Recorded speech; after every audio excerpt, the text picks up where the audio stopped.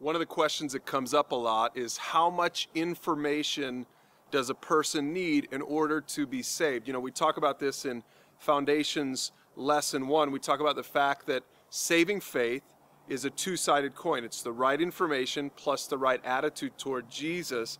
And so then the natural question is, well, how much information? How much do I need to know? Do I need to be a sort of a theological whiz? Do I need to have a bunch of my doctrinal questions answered? Like, for example, do I need to fully understand the Trinity to become a Christian? And I want to make sure that you understand that the answer is no.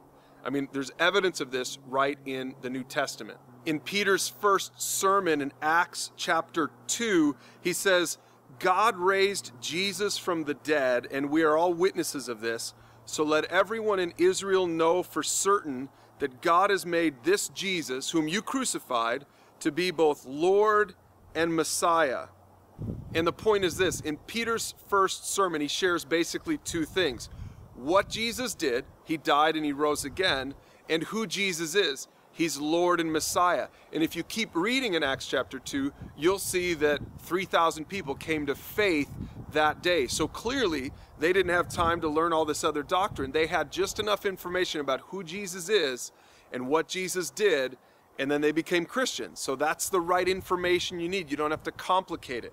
In fact, later on, Paul teaches the same thing. In Romans 10:9 and 10, he says, if you confess with your mouth that Jesus is Lord and believe in your heart that God raised him from the dead, you will be saved. For it is by believing in your heart that you're made right with God, and it is by confessing with your mouth that you are saved. So again, just like Peter's sermon, Paul says this: you need to know who Jesus is. He's Lord and Messiah. You need to know what Jesus did. He died on the cross and he rose from the dead. So don't complicate it more than Peter and Paul did. That's all you need. Now there's just one more thing I want to make sure you remember. It's not just about the right information.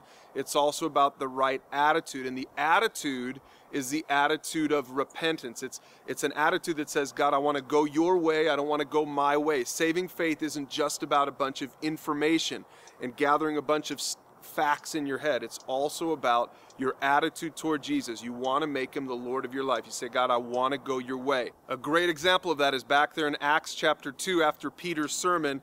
All of the people said, brothers, what should we do? That is the attitude of faith.